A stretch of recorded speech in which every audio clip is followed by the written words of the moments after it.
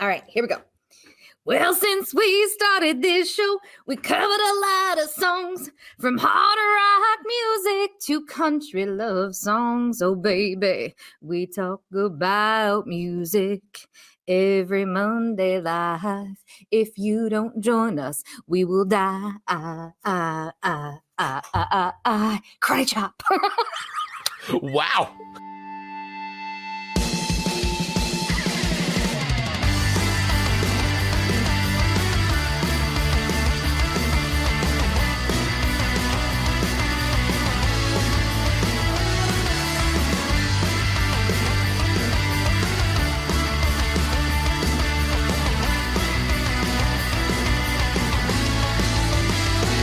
Hey everybody, and welcome to another episode of the Song Swap Showdown. I am one of your hosts, Chris Vaglio, and I am joined, if you're watching the video version of this, the amazing human being to my right, Miss Amanda Sharp. How are you today? Good morning. And I mouthed, oh, stop it. So it wasn't that I was muted. I'm doing good. It was a good weekend. The weather's nice. So, I mean, coming into this Monday, I'm feeling pumped and ready to do this fun show.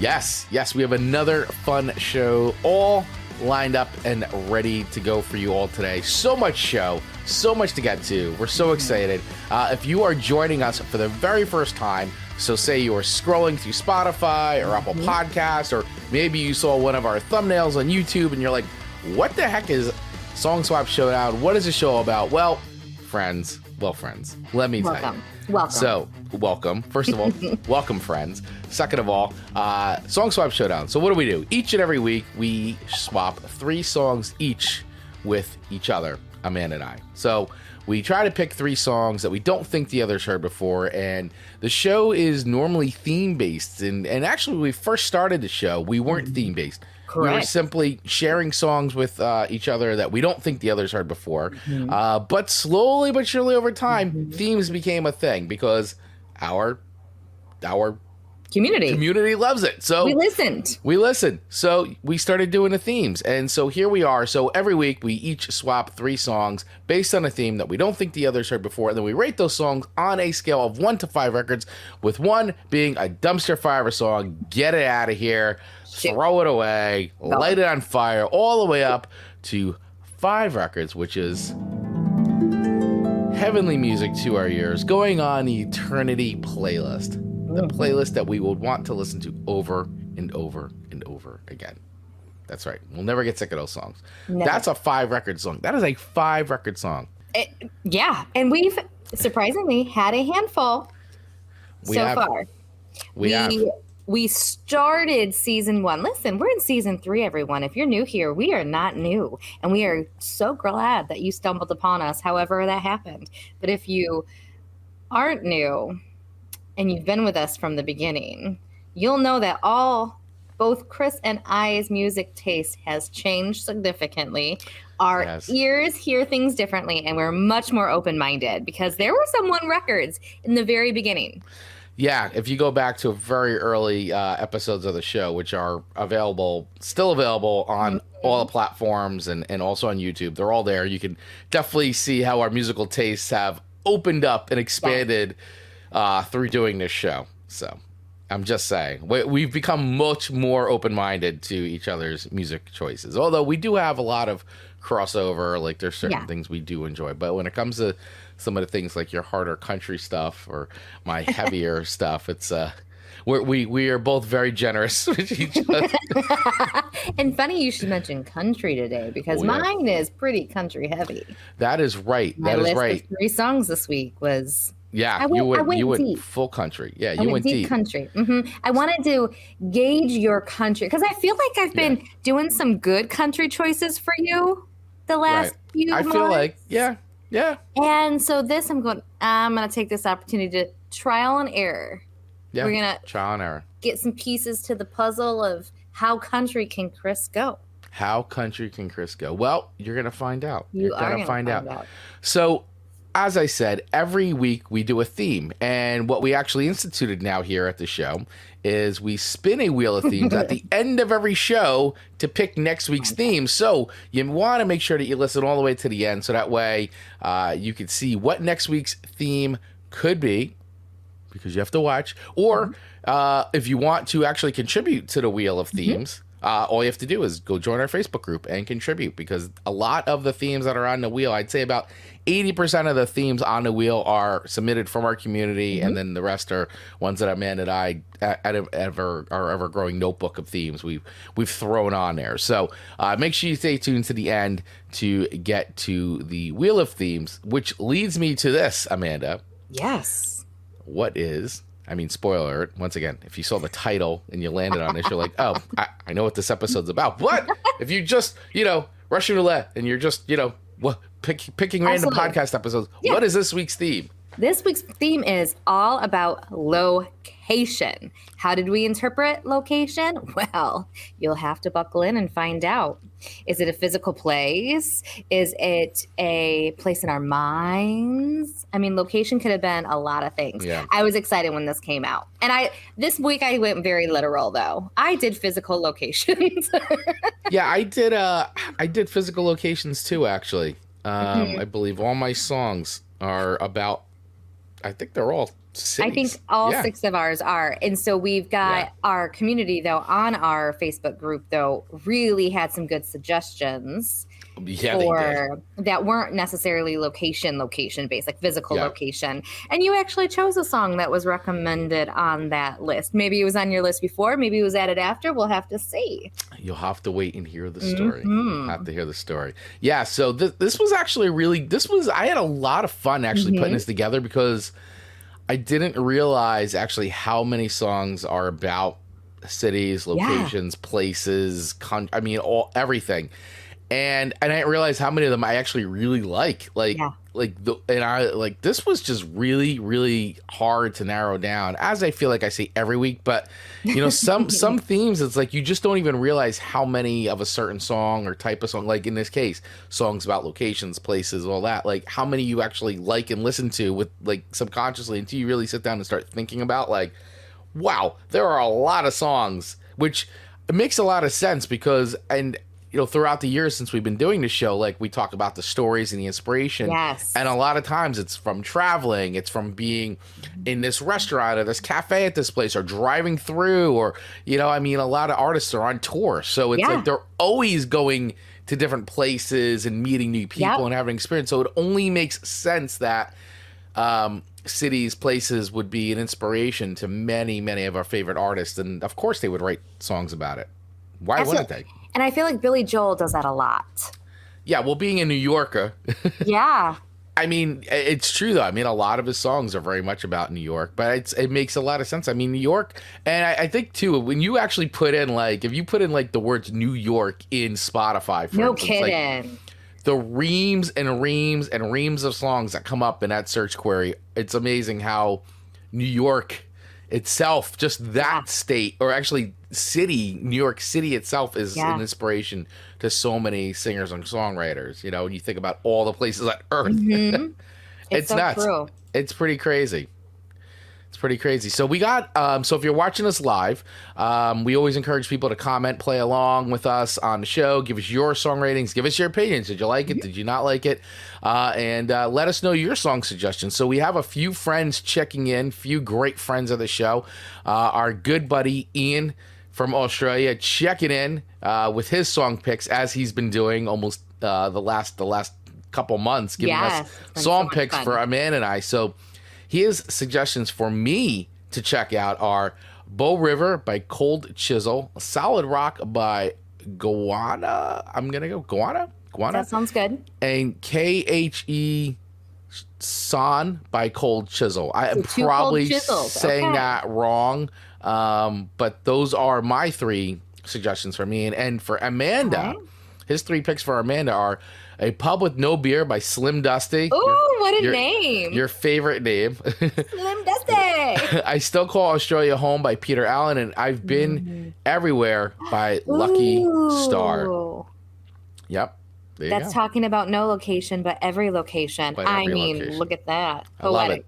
Well, thank you, Ian. I appreciate the song suggestions, and we will definitely check those out. Mm-hmm. And, of course, Dave Mattingly checking in, our VIP. Big money, no whammies, he's saying, and Billy Joel is the man. No argument here, unless it's Uptown Girl, which Chris gave 2 records. That's right. Always and forever. We sound like a broken record, or at least always I do. And forever. And if you want to be as cool as Dave is one of our very special Buy Me a Coffee VIP supporters. So thank you so much, Dave Mattingly, for your continued support each and every month. If you'd like to also be a VIP supporter, we have a bunch of levels there where you can get all kinds of cool free stuff. All you have to do is actually use the link in our show notes to go over to buymeacoffee.com/Song Swap Showdown. Or if you are watching the video version, we've actually made this super simple now. There's a QR code on the screen. Scan that, and then it'll take you to all the links to the show that we always talk about here. Our playlist, our merch store, our website, all the places you could listen to the show, including our Buy Me a Coffee. So check that out if you want to support the show.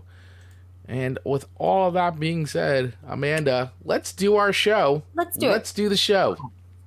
So I feel like I've hogged the first spot for the last couple of weeks. So I feel it's fair to let you go first. Right. If you choose to accept that responsibility.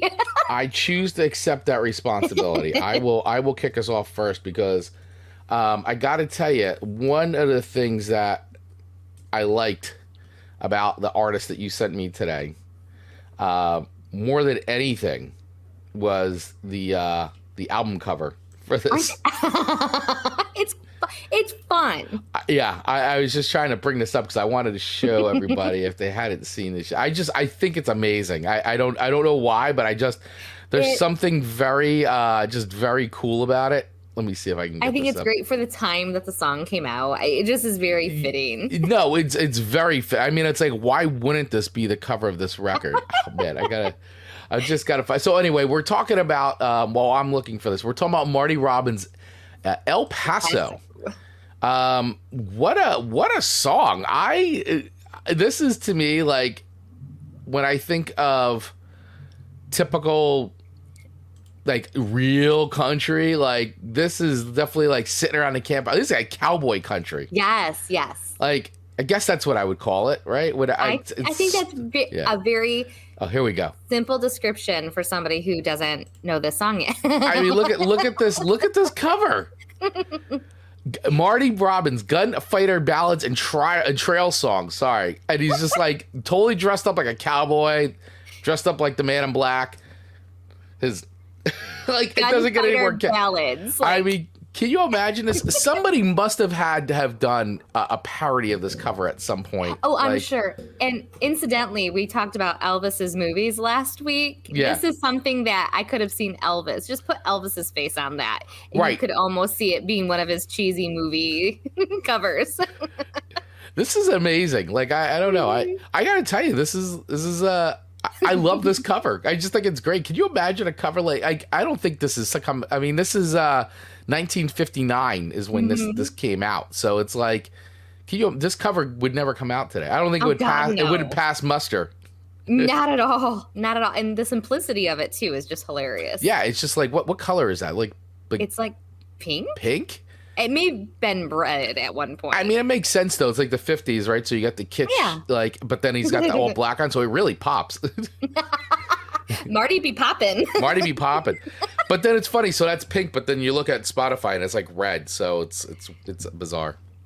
But anyway, so I will say that right away when that came up, I was like, whoa, I love this cover. This is great. So, and right away, I had a feeling I knew how the song was going to sound, and it sounded exactly as advertised on the cover of the record. Like, it really did. It's totally reminded me of every Western, especially sitting around the campfire, or like that scene where, like, you know, they're on the horses and they all just start singing together, trying to pass the time. Or again, they're like the scene from Three Amigos where they're all sitting around the campfire. They start singing. And that's just the dumbest, funniest movie ever. I love Three Amigos, and this totally just and this song is like, you know, it deals with some heavy stuff, but but it's a cowboy song, and of course it's gonna have something to do with a woman and some murder and all that stuff. So So all right, so let's get into the song a little bit, because I found the history of the song a little fascinating, because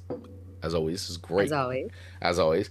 So this song was written, so a lot of this is coming courtesy of our friends over at songfacts.com. So El Paso by Marty Robbins, released off of Big Time Country in 1959. It charted #1 on the U.S. country charts. As it should have. And number 19 in the UK. So he wrote this in the car as he and his family were traveling through Texas on the way to Arizona. And if you've never listened to the song before, well, let me tell you guys, you're in for a cinematic Western treat, because the song is a Western saga complete with drama, violence, and romance. That's the three things I think in any good country song. Ding, ding, ding. Yep. Drama, violence, and romance. The singer falls in love with a Mexican girl named Felina, but when he sees her with another man, he shoots the guy, killing him. He steals a horse and makes his escape, but love compels him to return to the scene of the crime, where he was met with a bullet to the chest. I mean, if that's not a country, or just a cowboy film or a Western, I mean, that is it encapsulated in the song. So what I thought was interesting was some of the history about the song itself and the length, right? So the song clocks in, which is one thing that I did. If I had anything negative about this song, it's the length of it. Sure. Is okay, it's going on and on. It doesn't really change too much. So I was like, this song feels unnecessarily long. Yeah.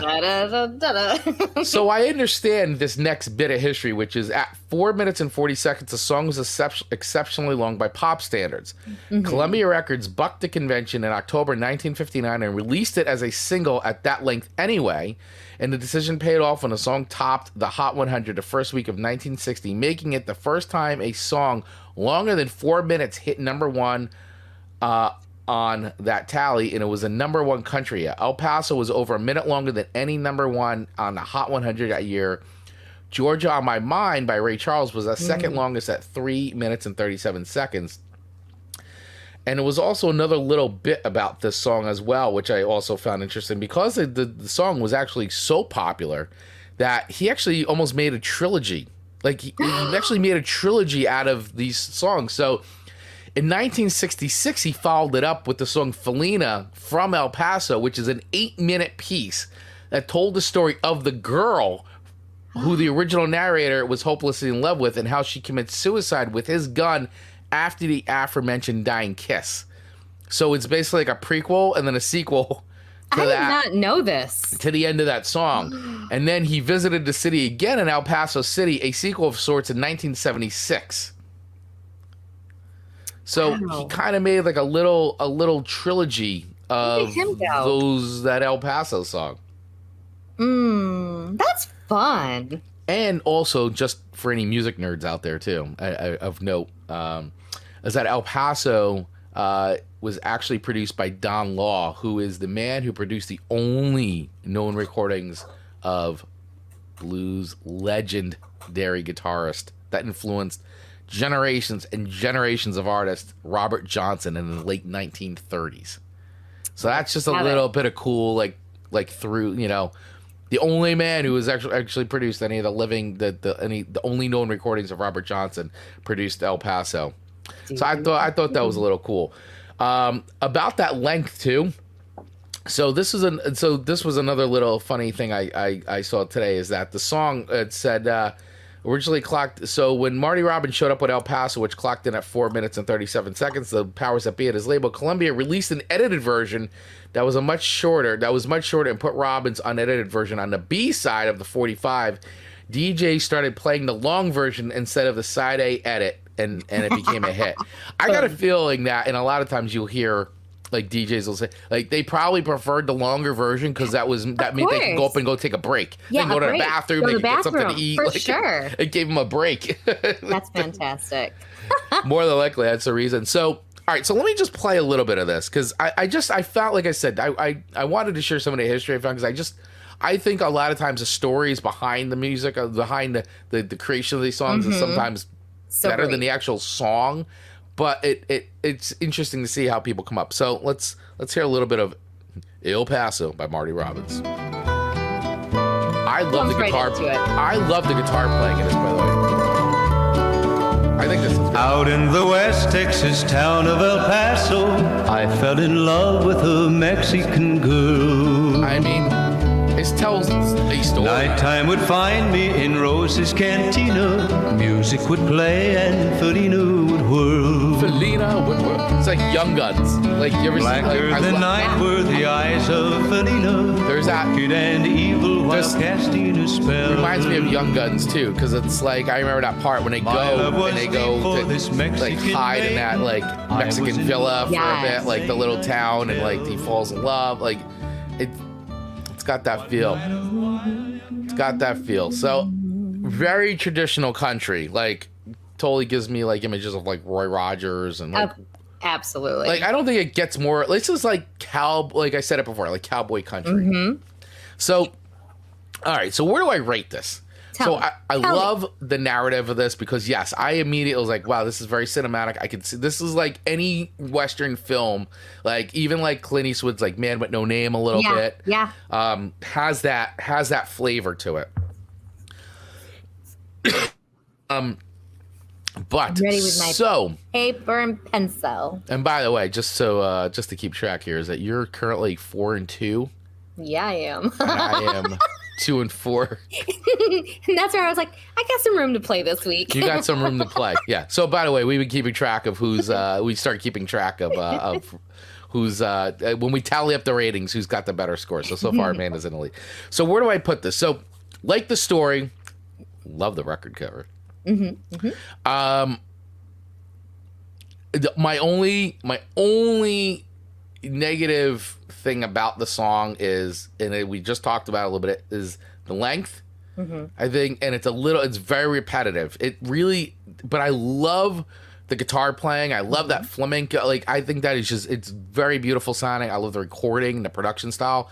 It sounds like it's from another time. Obviously, it's from 59 or so it sounds like it's from another time, which I really enjoy that because you feel transported. So I would give this. Now I'm not a big country fan, so sure. I don't know. The only thing is I'm not sure I'm going to repeatedly listen to this song. Like I don't know if I'm going to go for it. I don't know if I'm going to re-listen to it like a lot and be like, oh, I got to hear me some El Paso. Mm-hmm. Give me some El Paso. Give me some El Paso by Marty Robbins. But I enjoyed it. So with all that being said, I'm giving it a 3.5. 3.5 records. Okay. Hey, that's good. Yeah. That's good. I'm taking it. I'm taking the 3.5. I give it a 3.5. All right. I think it's a good song. I'm just not like moved to add it to like it's not going on my eternity playlist. It's not going to go on steady rotation. Understood. But I enjoyed listening to it. Okay. All right. Does that make sense? I do. I do. Or it does. It does. Yeah. So 3.5 for El Paso by Marty Robbins. I like it. Yeah. All right. So going into your first song to me was Los Angeles by X. How simple. X. This is such a classic. This is a punk rock classic. Okay, so this is as LA punk as you can kind of like for the time. Mm-hmm. Like they personify like sort of the LA punk scene. I feel like the song, and I'm going to be honest. Listen, people tune in for our honesty, Amanda, not for our waffling. And this might say more about me than anyone else. But this song, it's maybe a little uncomfortable to listen to. That's good. Is that fair? It is fair, and that's actually good. Okay, good. Okay, I was like, I felt as if I couldn't sing it. You know, there's just the lyrics are risque. Well, it's very much, I mean, this is going back to like 1979, 1980, like LA, like sleazy, like real sleazy LA, you know, like, and this is like the underbelly of the LA underground. Yeah. LA. Yeah, LA. Yeah, LA. Yeah, there's the N-word is referenced. The N-word is referenced, yes. Jewish people are reference, but not in a good way. Right, because it's basically really taking a picture of what's kind of going on in a woman's brain, that she hates everyone. And at the end of the day, she labeled everybody. So she just hated everyone, I feel like. You know, when you look at all the things she hated, and I go, she's just not really unhappy person. Not nice. So it made me uncomfortable because it really almost had too fun of a beat to it to be so uncomfortable for me. Like, I'm like, oh, I dig it, but I hate it. But I dig it, but I hate it. Yeah. I mean, you know what it is? It's like X is, because it's like when you look at the roots of punk rock, right? Like you've heard, I've sent you a lot of, especially early stuff. So when you look at like the Ramones, bands like X, even the Sex Pistols, like basically they're taking like rock and roll, like just traditional rock and roll, and speeding it up. Like totally taking like the Chuck Berry riffs, things like that, and speeding it up, making it much more raw.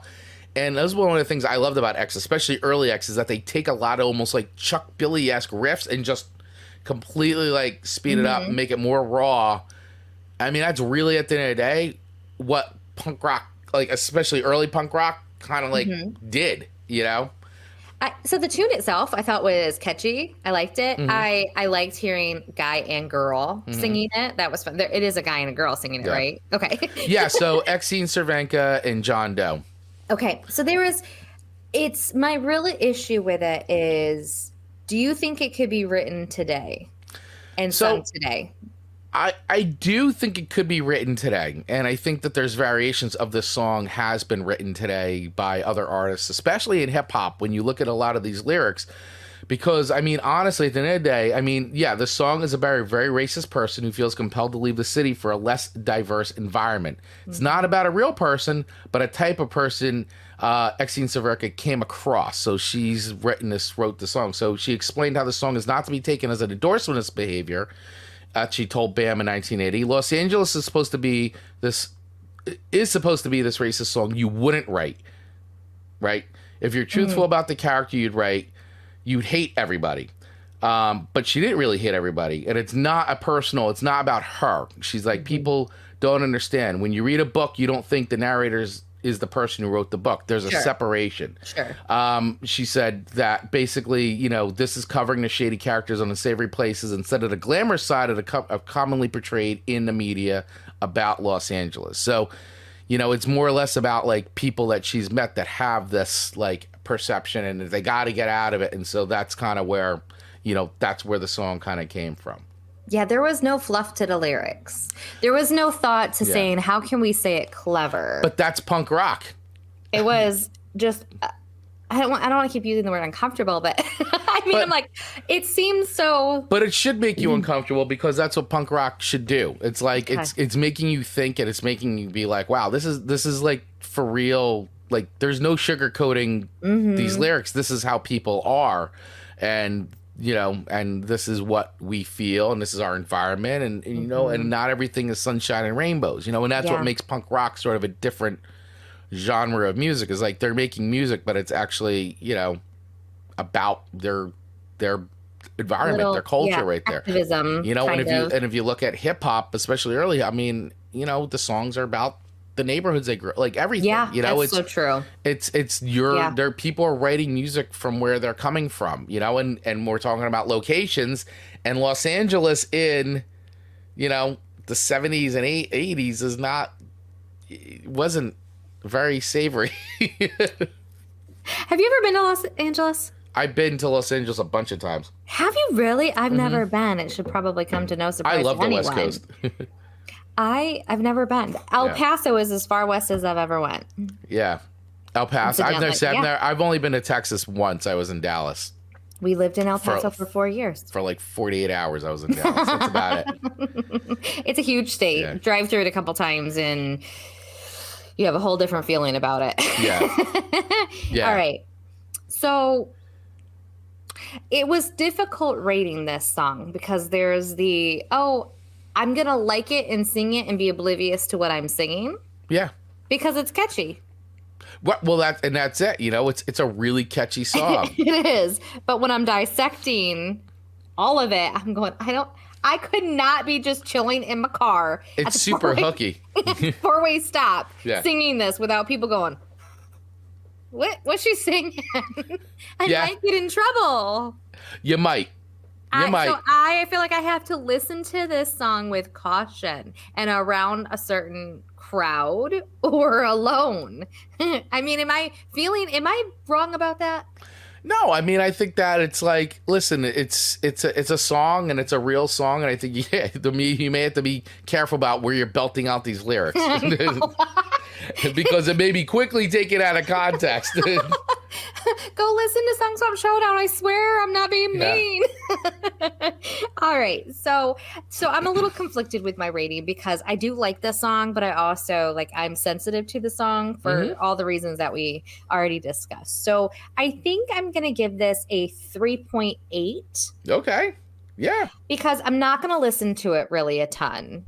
And probably that's fine. I will only listen to it probably most likely when I'm listening to our playlist, which I do embarrassingly too much. I was gonna say, listen, it's a song I knew was gonna be challenging, and I knew it was something you'd never heard before. Never. But in the world of punk rock, it's actually kind of a very important song, especially X. Back in the day, if you watch a lot of people who have seen the documentary, which is Decline of Western Civilization, released back in the 1980s. So it's you got X, The Germs, Black Flag, Fear. They're all chronicled in that film, and it really captures the that very, very early LA punk scene in a great way, directed by Penelope Spheres. So, and X was actually one of the bands that they got signed to a label and independent, and they sold 500,000 copies. That's crazy for a band of that level. So they kind of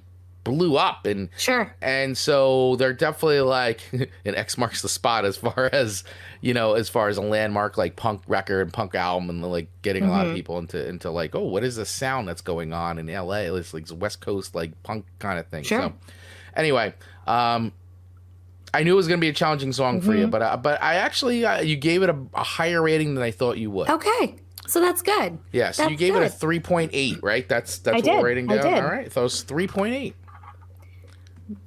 Look at us cruising. Look at us cruising today. It's almost 9 o'clock and we've only talked about 2 songs. It's what we do. Yeah, it's what we do. It's what we do. Wow, there are so many comments going on right now. Check them out. Let's check those babies out. Let's check out some of the comments. So we've got Dave Manley, where based off my 3 amigos comments, wherever there's a justice, you'll find us. Wherever there is suffering, we'll be there. Wherever liberty is threatened, you'll find Chris and I made the Song Swap Showdown. Oh man, that's great. You're great, Dave. Ian goes, I love how Chris says 4-2 and 2-4 as if the scores would be different. Fair. Yeah. Krista Edwards checking in. It's no different than nasty rap music that's out there. And you know I think that's so true, Krista. I think my thing is if I hear that in passing, I'm not hearing the lyrics. When we're doing the show, I'm actually looking at the lyrics. So I don't even know that I would have noticed if I just heard this song in passing either. Yeah. And you know what I like about doing the themes is maybe the song would have never ended up on your list to ever give to me. Probably if we not. didn't have a location-based episode. So I'm excited that it maybe throws some extra songs on the list that never would have landed on our show. Yeah, absolutely. Ian's saying, I don't think these lyrics will be in Amanda's next Ditty. No, but speaking of Ditty, buckle up, friends. I got one for the end of the show. You don't know what started in me. That's it. Something's been awoken in Amanda. I know. Dittying it up. Dittying it up. Burning House of Love is my favorite act. That is a good tune. And my sister checking in with, hey. All right. So, you know what? I didn't even, let me play a little bit of it. Let me play a little bit of Los Angeles real quick. I'm just going to play the beginning with non-offensive lyrics. There you go. I mean, that. It's so catchy.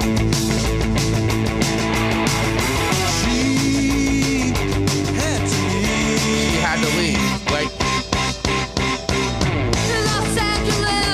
I mean, right there, it's they just set it up. So there you go. So fun. It's really fun. Yeah. No, I'm telling you, it's a great song. And once again, you can always check out all these songs. If you don't want to go find them yourself, we do have a playlist, our Song Swap Showdown playlist, where if you scan the QR code, you can get right to our playlist on Spotify or use the link in our show notes so you can check out all these songs that we've been talking about since the start of this season, since the start of 2023 season. So absolutely check it on out. All right. Play it at your next party. Your friends and family will thank you. Yes, they will, especially when this song comes on. Los Angeles. they're like going and they're like, what did she just say? And some awkward silence might happen. They're like, just have some more. We're just going to have some coffee.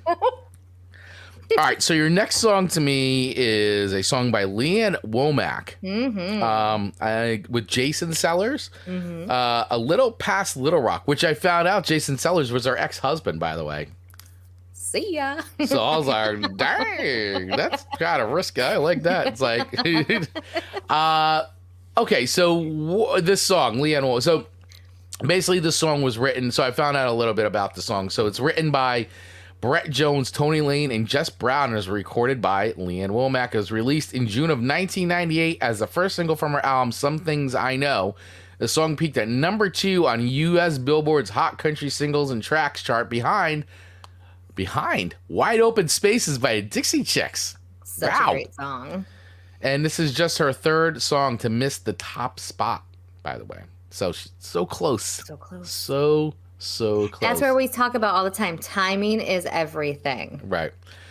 So this song in the video, like, it literally is what you think it's going to be in the video. Is such a literal like interpretation of the song. Is the narrator driving down a highway, not caring where it takes her, but she's satisfied knowing she's headed away from her troubled relationship. Like that complete, like, I am just getting in the car and I am going and I am not stopping for nothing. See ya. I am out of here. So in the video is pretty much the same thing. Yeah. Very much the same thing. So what did I think of this song? So I think Leanne Womack has got a really great voice. You've given me some Leanne Womack stuff before, and I've actually heard she's got that. See, you'll know the name. She's got the one song that's really famous. I Hope You Dance. That's it. I Hope You Dance, because so back in the day, I used to. Wooka, wooka, wooka. Back in the day, I used to do. I used to film and edit weddings, and that song, I Hope You Dance, used to be on all the time. I used to do wedding montages. It was always a dance song, like one of the dance song. I guess the father-daughter dance, or like even so. It was like one of those songs that always was like a wedding staple, especially when I was editing stuff. So that song is forever burned in my memory although I couldn't remember the name, but a minute it comes on, it's like I can hear it. Yeah. So it was actually nice hearing other Leanne Womack songs that weren't that. I thought it was a good song. You know, it wasn't like, it didn't blow me away. I thought it was good. Like, I don't know what else to say about it. It just was kind of, I wouldn't say it was just there. I mean, I like the storyline. I think it's cool. Like, you know, it just felt like, you know, it was like kind of a country ballad, I guess. Like more of a like, and this is the thing, I do talk about this though, about like not knowing the errors sometimes of country, although I feel like I'm getting so much better. And before I looked this up, I was like, this feels very 90s to me. You're usually pretty good. It was 1998. You know what? Because I feel like a lot of the, like, I'm starting to hear a lot of similarities in a lot of, like, some of the female country artists around this time. Sort of, I mean, they all bring their own thing, but a lot of the production and a lot of the star rating seems to be very similar for that. That's fair. Period of time in, I think, pop country music. Because I think that's a lot of, like, I think it's and I don't know, and if I'm wrong on this, let me know, because you're a big country fan, Amanda, but I feel like that the 90s in country seems to be a lot more crossover stuff going on. Like, seems like there's more the crossing over into pop mainstream music, I guess. It's when than just being country. Yeah, it really started. Because, like, Taylor Swift started as country.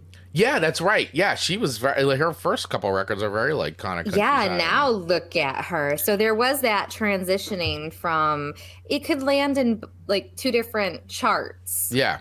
You know, it didn't have to just be in the country charts. So yeah, I think you're completely right.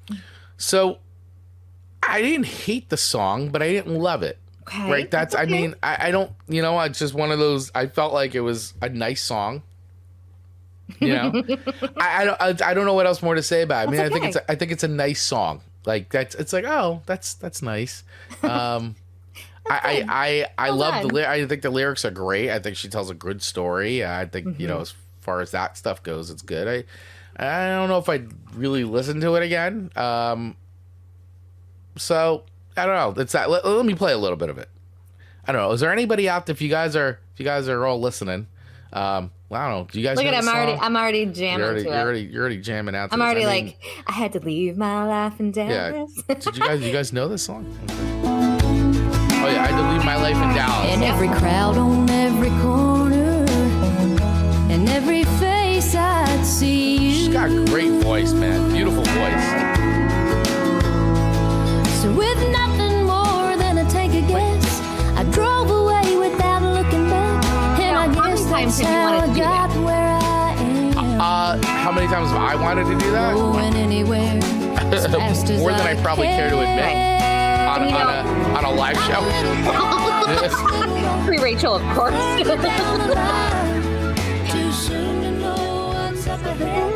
Yeah. I love those lyrics. Too soon to know what's up ahead. Right. Too late to change your mind, because there is that timing where if you forget something at home, do you turn around and get it, or you buy it new? You know, there's the timing of a road trip. Yeah. And I think it's such a statement. Yeah, a lot of times I go, I got this, and this, the rest I could just buy. Yes. Yep. There's that, oh, I can't go back. So there's the strength in being further than close. That will keep her moving forward. And I think that's a good message to a lot of people. And if I do. All my songs kind of are connected to Texas, because I noticed that. Isn't that fun? And I didn't intentionally do it, but it just happened, which makes sense because Texas is down south, and it's a big state. So it's like you said, New York. There's a ton of songs about it in New York. There's a ton of songs about Texas. Yeah. No, it's one of those, I think one of those places that kind of comes up a lot in music. So, all right. So where do I rate Leanne Womack's A Little Past Little Rock? Where do I rate this? So I would give it I feel comfortable giving it a 3.5. I think it's a fine song. I don't have anything wrong with it per se. I just, other than not being like my cup of tea in the sense of like, it's not stuff I normally listen to, but I don't find it to be a bad song. I just don't find it a song that I would personally like put on over and over again. I don't think it's making any of my playlists is what I'm saying. That's all I'm saying. I can receive that. But it's not for being a bad song. Okay. By the way. Okay. So I just want to make that clear. So we've got any Leanne Womack hate out there, which I don't want. I don't want the Leanne Womack stands to come after me. Although if you did, it'd be great for our algorithm. So it would be good for our algorithm. You know what? Good point. Bring it on. You make a solid point. All right. Moving on to your song number 2 to me, which is Detroit Rock City. Oh, and I didn't write by who. Who is it by again? Kiss. Thank you. Oh, duh. How did I not write that down? I know. Gosh, that's embarrassing. Couldn't have been another song? Look, sirens are coming after me. They're like, unacceptable. That's the record. I know. That's the record. I should have known that. You guys do a live show too, and sometimes you forget things. Sometimes. Sometimes. Yeah, sometimes I'm in mid-sentence. I'm like, wait a second. What was the point I was just making? So, okay. You know, and the version I put on Spotify, and I'm sure there's a shorter versions, but it's got a lot of clutter in the beginning. Yeah, because it is the first song off of Destroyer, so it's sort of the intro. You know, it builds to it. But yeah, the single when they play on a radio and on the greatest hits and all that, they edit that off. So I assumed, but it was interesting to hear the cluster of clutter kind of at the beginning, and I thought the information about this song, because I didn't really have a lot of thought about it, so I was thoughts about it. So I dove into what it was about, and it was basically about somebody dying on the way to a concert. Yeah. I mean, pretty simple. Yeah, it's about a young fan who's killed in a car accident on his way to a Kiss concert. And that's kind of came from a true-ish event. Mm-hmm. Yeah, somebody had died during, I think, a concert or in front of the venue during a concert. Yeah, there's on a previous. This is from Song Facts. Paul Stanley said on a previous tour, someone had gotten hit and killed by a car outside the arena. I remember thinking how weird it was that people could be on their way to something that's really a party and a celebration of being alive and die in the process of doing it. So that became the basic lyric. And I think that's really interesting. And one of my things that I wrote down is, how many people have died on the way to the top or on the way to something great. And, they don't quite get there, even though they worked so hard. Like, that is so terrible. It is horrible. It is horrible. I mean, it's like, it is. It's just terrible. It's so... I mean, there's no other way to put it. It's cruel. It's so cruel. And, he shouldn't have been doing 95 on whatever. I mean, the mom's going to come in here a little bit and 95, be like, listen. I gotta rock. There was some speeding happening, but he was excited and on the way to something fun. So I didn't really love this song. Really? Okay. I thought that this would be one that you would really dig. Wow. I really didn't. Okay. I struggled a little bit about this one. I don't know why. So you had never heard this song before? I had never heard this song before. So this is the thing, because I wasn't sure, because if I remember correctly, going back to the Wayback Machine, and I think our first season of the show, I think it's our first season, maybe second, no, first season, I'd given you a Kiss song, and you go, I didn't realize Kiss sounded like this. And you had never really listened to them before. I hadn't. And you were like, but they look like this, and I can't believe they sound like this.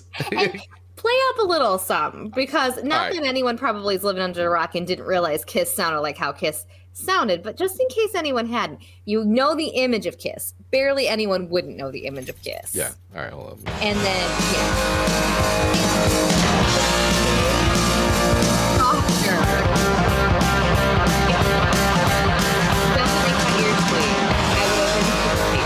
Doesn't make your ears bleed.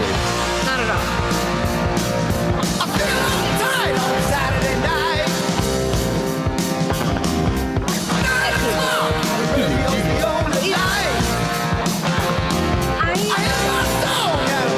Really? This song just not doing anything for you, huh? Death, baby. Get up. Get down. Everybody's gonna leave their seat. You gotta lose your mind, Detroit, Rock City. Get up. All right. Maybe listen to the whole about thing. Death. Well, maybe did you read you read the same Song Facts thing I did, which is so. I mean, it was originally kind of inspired. It's off of that sort of that teen ballad of like Last Kiss, like the teen tragedy, like. But think about a lot of the songs from the 50s, like they did have the teen tragedy of like like drag racing and getting killed, like the whole like very romanticizing of like teen death, teen which stupidity. Is terrible. And I have a teen now who's driving. I see things different. Right. Well, I mean, listen, of course. I mean, I got it makes me sad. You got two baby girls, but at the same baby time, boy. That are all basically grown. When I say baby, everyone, you know that like he's practically out the door. I mean, it is. So, okay. I didn't hate it. I'm not going to skip it though. I won't skip it. So that says something. I mean, I also like Detroit being rebranded Rock City instead of Motors. Detroit, City. Rock City. I hate Detroit Motor City. I just feel like it takes on and I know why Motor City is in there, but I just feel like musically there's so much more to me in Detroit than like the auto industry. Yeah, well, rock and roll music, lots of rock music, and roll. I mean, R&B, R&B. soul, I mean, yes, all blues, of it just jazz. Hotbed of music. Yeah, so I just feel like to lump it in with Four Wheels, like. So yeah, I do like Detroit Rock City. So okay, where do I rate this song? Where are you ranking Detroit Rock City? I'm gonna give it a I think someone just fell down some stairs. Someone okay there? You okay? 1976's Destroyer. The first record I ever bought, which is this right here. That's what that is. That is the first record I ever owned. That's it. Can you grab that for a second? Right. Go grab it. I feel like from afar, it looks like it could be the cover of a Beetlejuice movie. I feel like it could be like Beetlejuice. I mean, if that's not a Beetlejuice cover, I don't know what is. As a kid, why would you not buy this record? I mean, come on. Well, and so as a kid, when I saw that looks like a comic. These guys look like superheroes. Look at that. Well, I don't know if I would say superheroes. Superheroes. But they're dressed up. They look like rock gods. Get out of here. All right, you just convinced me 5 records. No. Boom. Boom. I don't know if they're rock gods, but I think they're iconic. I think we can agree on that. This is a staple rock record for everybody. If you don't have this record in your record collection, sorry, you're just not cool. I'm not cool. You heard it here first. Just kidding. It's been said plenty of times. I'm going to just send you a copy of this just so you have it. And Marcus and Owen would be like, yes. Yeah. I mean, come on. I'm sure Marcus likes this. They always know when I'm doing show prep because of like, oh, is that a Chris song he sent you? Because they know the songs that I wouldn't be choosing to listen to. This record is just legendary. Legendary. So. Well, I'm so happy you love that so much. All right. So to not hurt your feelings. That's good. Nice for you. It looks great. I'm going to give it, even though I don't love the song, I do respect it. I think it's good. Yeah. I do think it's good. I won't skip it. I'm going to do 3.5. 3.5. Okay. I think that's a very fair rating. For me. For you, I feel like it's a very fair rating. I feel like I just moved you up from a 3, by the way, because I had a feeling you had it in your head. I feel like you had it in your head you were going to give this a 3, and you just gave it a 3.5 because I told you my story about it being my first record. It's 1,000% true. I felt as if I was looking at little Chris holding up his record cover, and how could I not give it an extra 0.5? Okay. All right. So you're right. You're right. Very so Chris is in the lead for anyone who's curious and keeping track. I am in the lead. He's at 7.3. Very skinny lead. At 7.0. 0.0. So a couple quick comments before we check in, before we move on. We've got Ian saying, when I was in primary school, 4 boys wore kiss makeup for more days than not throughout the whole school year. Kidding? That's a lot of work. That is. They were committed. And also, sorry, Amanda, but Australian country music is the best. So I'm going to have to go down that rabbit hole and really decide. Maybe that's a good thing we throw on the wheel. Australian country. May have to go on the wheel. I'm going to make a little note about that, and we'll do that. Because I bet if it's as great as what he says, we should be able to find some songs. If it's as great as what he says. Putting you to task. Yeah. All right. So I will take your 3.5 for Detroit Rock City. Thank you very much, Amanda Sharp. Yeah. And once again, if you like what we're doing here and you want to support the show, just feel free to scan that QR code on the screen, and I'll take you to our Buy Me a Coffee, or actually all our links, but Buy Me a Coffee is on there, or links to our playlist, links to where you can listen to the show, links to our YouTube channel. Yeah, make sure you hit that follow and subscribe button too, wherever you're checking us out right now. So your final song to me actually turned out to be my favorite of your 3 songs. Stop it, because your third song to me was my favorite too. Nice. Check us out. Yay! So I really enjoyed this song. I'd never heard it before, and and after doing research, I found out that this is his most famous song, or I just say most popular song, more than famous, because it actually never went to number 1 as far as I know from what I'm reading, but it's one of the ones that it's just really well known and popular song. Anyway, we are talking about Amarillo by Morning with George Strait. Now I know who George Strait is because I always hear I've always heard his name. I know he's won many awards and accolades. Very legendary. Yeah, very legendary country music artist. But this song in particular had never heard it before. And and I don't think I would have heard. I think there may be some George Strait songs I may have heard, but just didn't know it was George Strait. I think, and I know people are like, "How do you not know it's George Strait?" But like I said, that's fair. Not a consistent country fan. So anyway, what did I think about Amarillo by Morning? I really like this song. This was a cool song. This was written by Terry Stafford and Paul Frazier and recorded by Stafford as a single in 1973. But the song actually became popularized when George Strait redid it in 1982. So it was already a song, just so everybody knows, which I often find to be the case a lot. I think but it seems like country, there's always like somebody did it or two other artists did it. There's a lot of, and a lot of them pick it up and kind of redo it or rearrange it or, whatever. And then it becomes an even bigger hit. And what year did the original come out? 1973. And then his version came out in 1982. Sure. And I think that would make sense because if you grow up singing a certain song that you like and you have an opportunity to actually sing it, I think Kelly Clarkson does that a lot. Some songs that she really loved as, a younger adult, she has since recorded because why not? If you love them and respect them so much and you can do it, do it. Yeah, I agree. Why wouldn't you? I mean, a good song is a good song. And if you could bring your own flair and flavor to it, you absolutely should. So, as I said, despite this being Strait's most famous tune, it is not one of his number one singles. It peaked at number 4, actually, in a country chart. It was named the 12th best country song of all time by CMT. I don't know if you knew that.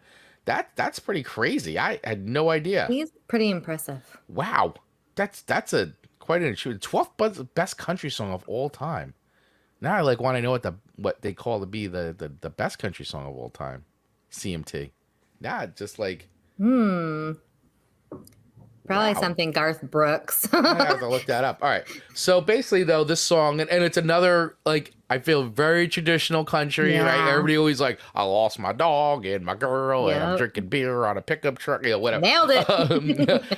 This song, a rodeo cowboy sings about his life on the road and how he lost a wife and a girlfriend somewhere along the way.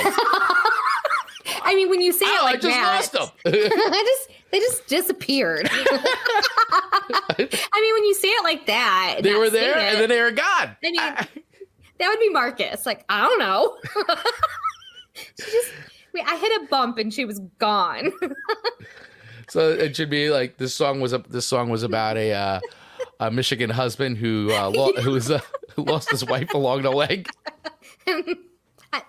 I don't know. She was there and then she was gone. I don't know. I'm just living a life, I'm on tour. I'm doing my thing, and somewhere along the way I lost him. She gone. But I really liked this song. I thought that I just liked it. I will say, and Amanda Sharp, I will say this. I'm getting close for this one. Yes. I put it on the Sunday morning playlist. You put this on your Sunday morning? I put it on the Sunday morning playlist.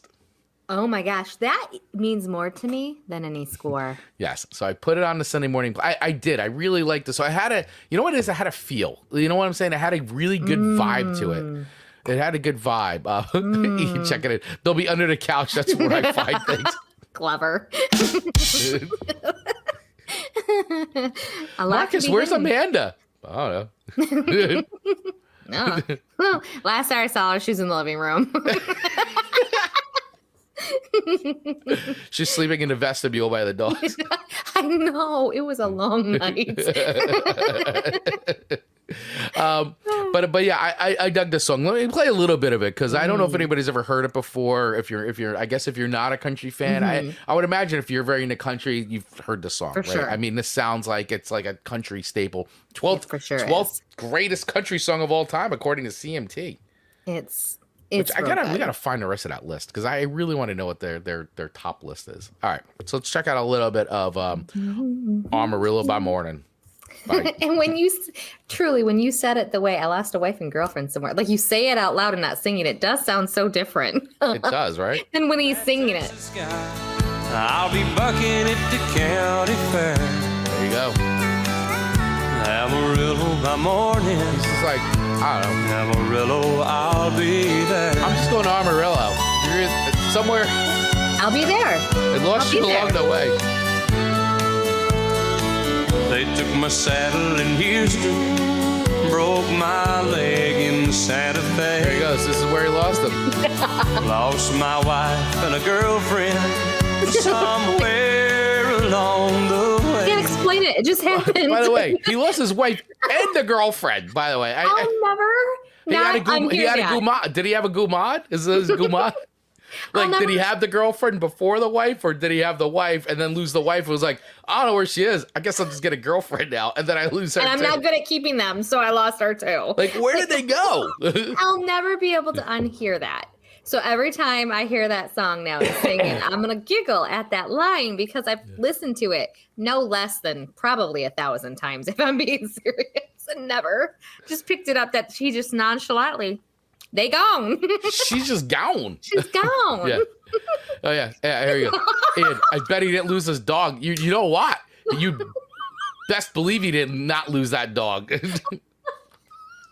Oh, that's fantastic. He didn't lose the dog or the case of beer he was traveling with. No. Or his saddle. No, or his saddle or his saddle was truck. cooking. But yeah. He's a man, dog, and truck. What else do they need? Like, honestly, though, oh, that's so they took my saddle in Houston, broke my leg in Santa Fe, lost my wife and girlfriend somewhere along the way. Just know the absolute unbotheredness of that line. Like, he is so, like, if we listen to it one more time, just because he's my leg in Santa Fe. So casual about it. Lost my wife and a girlfriend somewhere along the way. I don't know. To the point where it's like, we're not going to question them. He's probably sad about it. He could have murdered them. Maybe he left them on a rest stop. He could have murdered him. Maybe he's like George Strait's the world's just like, most prolific. He's the world's most prolific serial killer. Not we're accusing George Strait of being a serial killer, but is he confessing in this? I don't know. We're going too deep here. We're going off the rails. We often do. Yeah. That's our show. But anyway, so I really like the song. I love it. Oh. No, it's just I don't know. I like the song. I like the vibe. This is fantastic. Now, after saying all these things, it's like I feel like you turned into me this episode. I think I did. It's like, here, this is George Strait. Just kidding. His wife's on the left, the girlfriend's to the right. As we look at the murder board. Yep. This is Amanda's mind and George Strait's mind. Oh. All right. So where do I rank? I like the song. I give it a 4.5. Woo-hoo-hoo. I'm giving it a 4.5. I really did dig the song, and I like the vibe, and I like the laissez-faire laid backness of like losing your wife and girlfriend for no reason or giving no craps about it. No craps about dream. it. It's just a man's dream. Just out. I'll find a new one. Yeah. It's no big deal. Whatever. I got my dog. Too. Yeah, it's no big deal. Yeah. So I dug it. I dug it. 5. All right. Yes. And but truly, the honor of it being on your Sunday playlist is remarkable. It's on the Sunday playlist.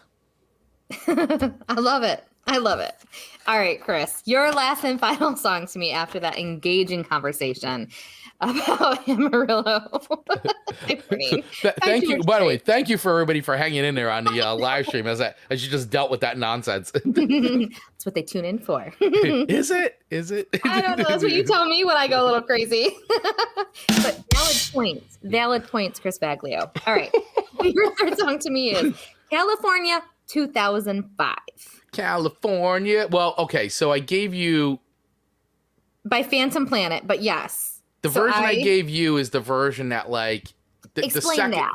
All right, so there's like a couple versions of the song. The version I sent you the second time, I was more the version that everybody kind of knows. But there's the version that was on the OC, and I don't know if that was a re-recorded version or what. But like, the version of the song that I gave you is like sort of but that's the version that like everybody kind of knows and gets played on the radio and like. And that's when I don't know the songs, because this is an episode that neither one of us knew any of the songs, so we were true to what we try to do. So good on us. We did good this week. Yeah, we did. So I didn't know if it was the right or wrong version. I worked hard on this. I'm really more pleased with your scoring on my songs than I expected. So I'm really excited about that. Well, you've opened me up. This is true. Yeah. At season 1, you would probably have not liked it as much. But this was my favorite of the songs. So when I listened to the version that I originally had chosen, I actually really dug it. And you gave me a version that was a little amped up. Yeah, so basically how this works is that there's a version of the song that's on that soundtrack. It's on the Orange County soundtrack.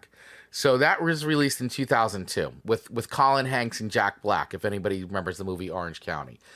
Then they also then used the song on the soundtrack of the OC, right? So it was on there. Mm-hmm. But then they did other remixes of the song. And the one that I sent you is the one that always seems to be the one that everybody... That's the version that appears on most playlists.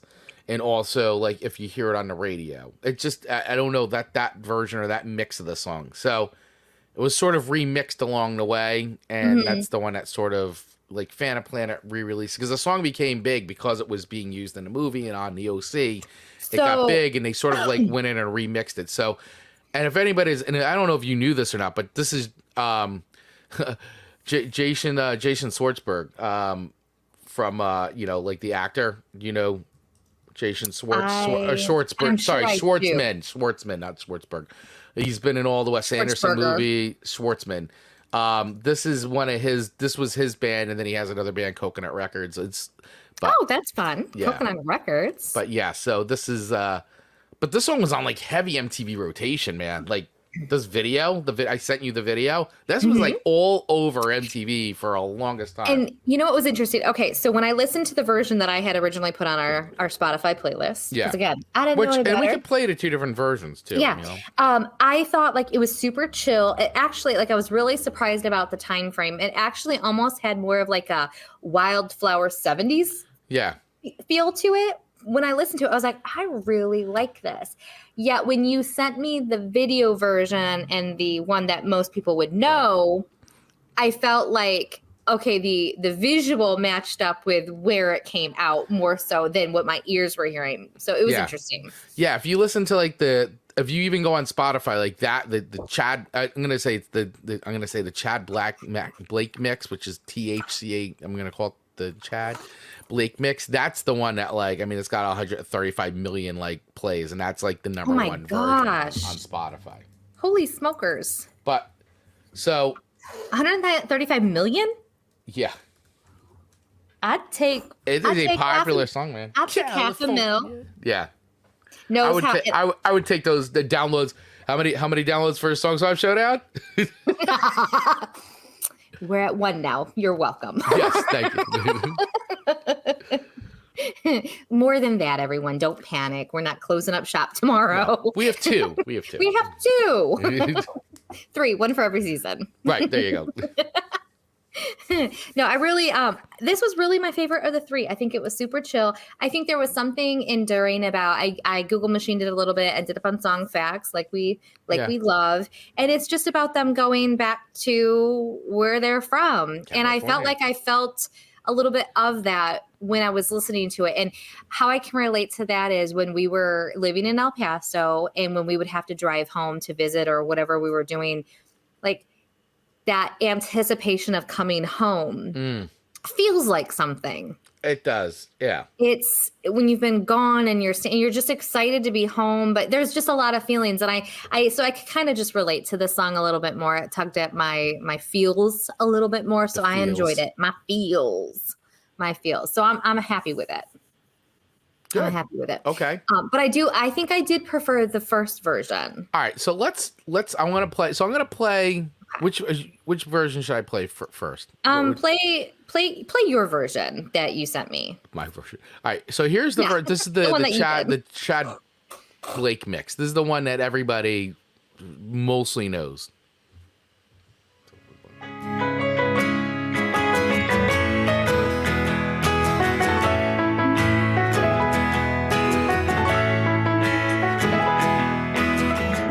on the run, driving in the sun, looking out for number one. California, here we come, right back where we started from. Well, hustlers, grab your guns, your shadow weighs a ton, driving down the 101. California, here we come, right back where we started from. California. I really like this song.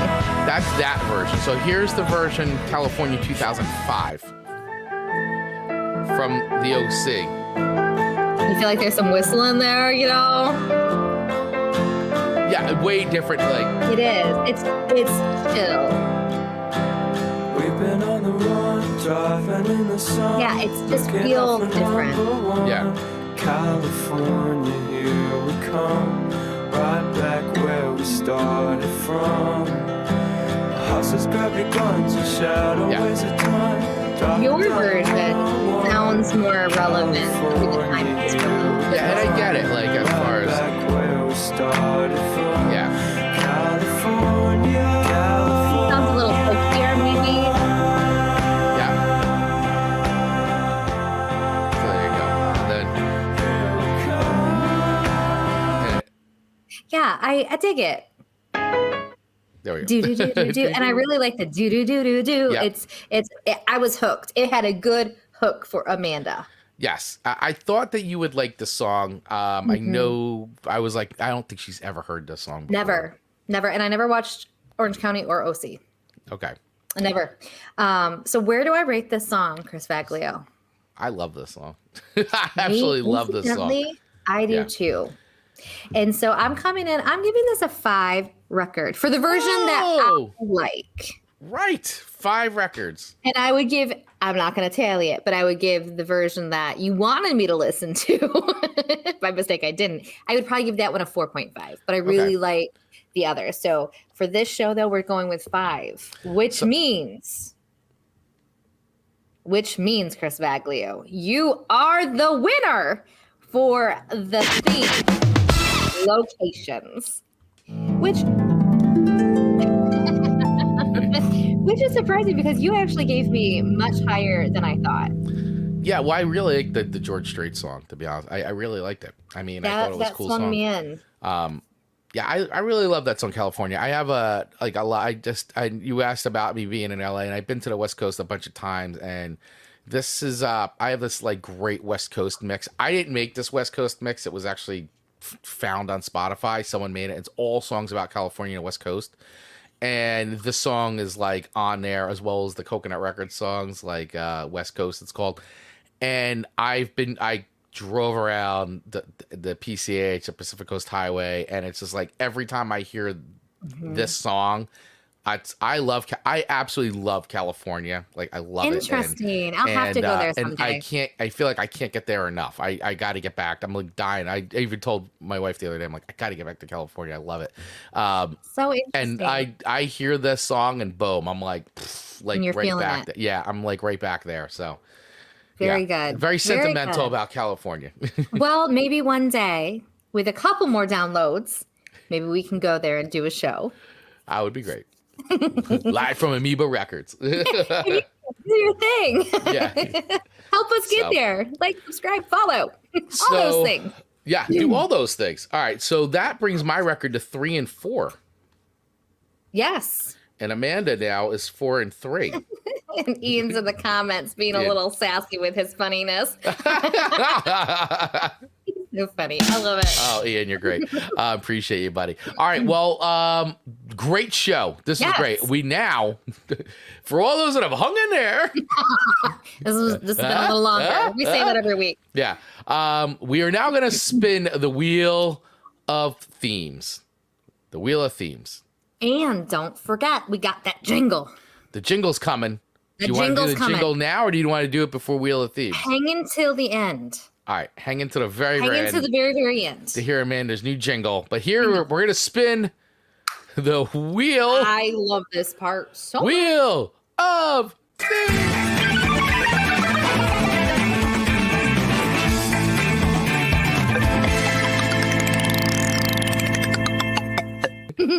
Spinning the Wheel of Thieves.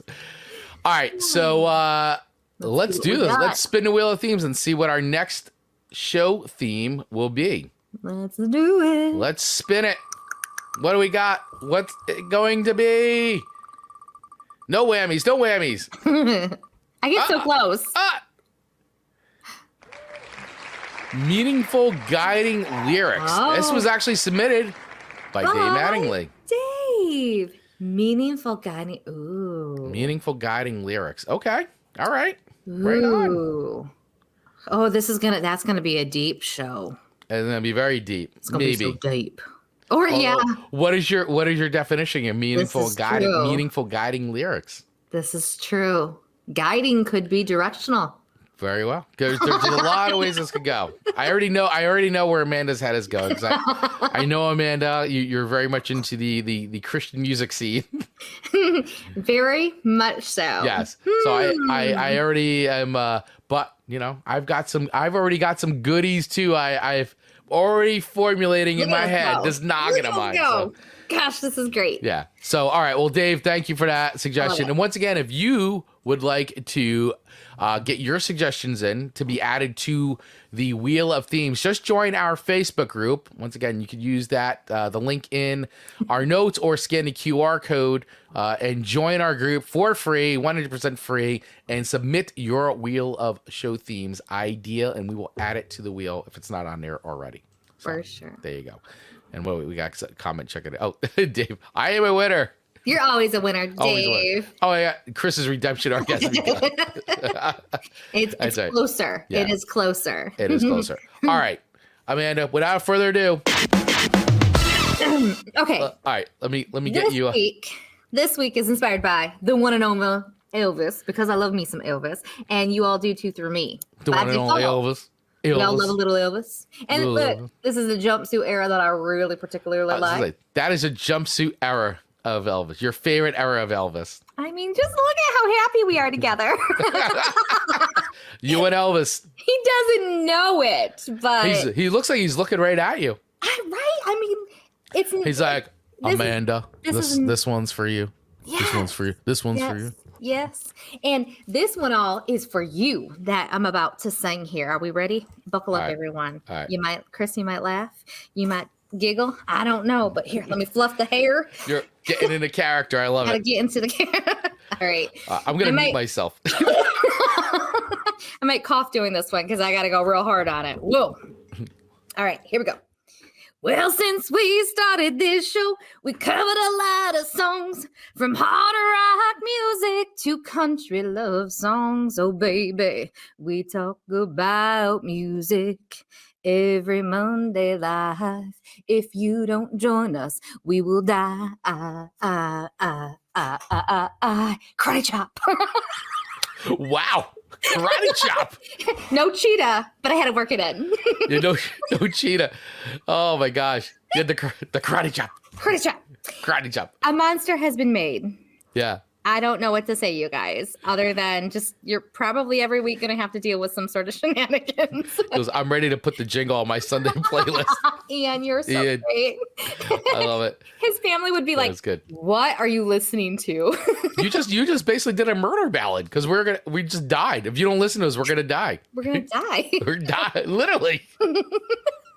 Like, to die. I mean, I lingered the die too. Like, if the point did not get made enough, we gonna die. So listen to it. If you don't listen to the show, Amanda might lose Marcus along the way. So that was this week. If you guys have a song suggestion in which you want me to mimic a jingle from, send them our way, and I might have some fun doing it. That is right. Otherwise, you have to just deal with what I choose, and gosh only knows what that'll be on a week-to-week basis. Yeah. Need I remind you of this? The visual, once again, is Amanda's murder board. I gotta put your face here. You guys have been warned. We keep calling it the murder board. It's like no. the detective, the crime scene board. Yeah, but people see that and know it's a murder board. No deaths were made in the recording of this episode. The workings of Amanda's mind is like that. Strings. And I didn't say, if you don't listen to us, you will die. No. I said we would die. Right. It's us. It's on us. No threats were made. Yeah. We're the casualties. That's right. So there we are, friends. There we are. All right. What a fun-filled show. We got next week's theme, another new jingle, talked about songs about places.